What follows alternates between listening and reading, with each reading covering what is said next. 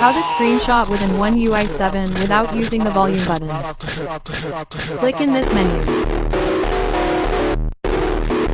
Select Selecao Inteligente. Smart selection in English, I think.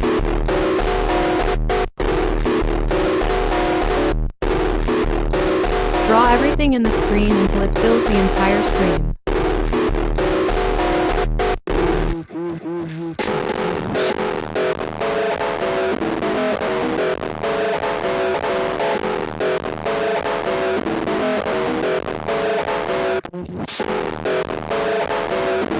Click this arrow to screenshot. And done!